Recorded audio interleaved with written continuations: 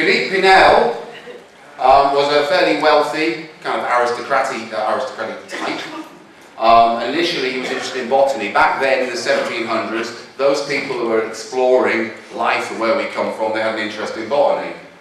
He, for some reason, decided he had an interest in madness, and because he was well connected, someone said, "Here, have an asylum." They gave him an asylum. Now, you've seen the Hammer House of Horror films, haven't you, about asylums, yeah? That's pretty much what it was like. That was the asylum.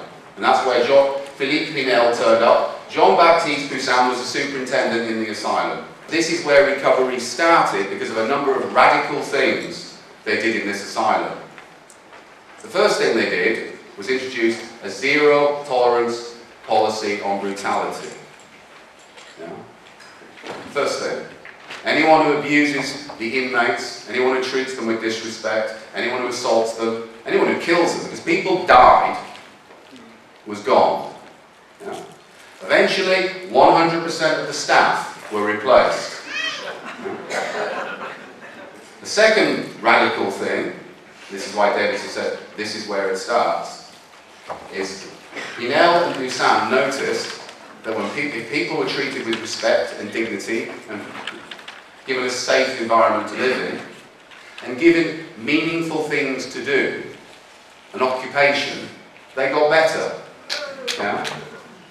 And that's what they did. 100% of the staff were replaced, and they were replaced in their entirety by people who had mental health issues.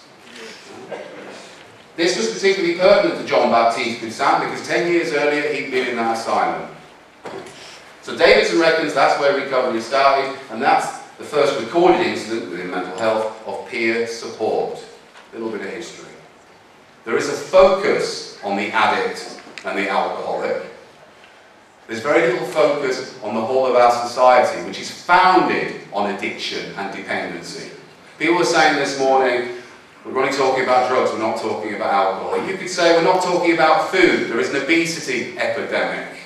We're not talking about gambling. We're not talking about people sat in front of their tellies watching shit night after night after night.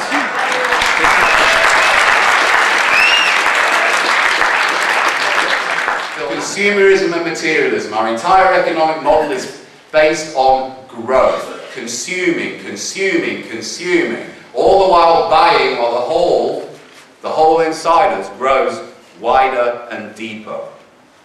So Phil Hanlon says there's a need for a fifth way. The beginnings, the first mention of it was a report in 2003, and there's a quote in that report. The people are as healthy and confident as the stories they tell themselves.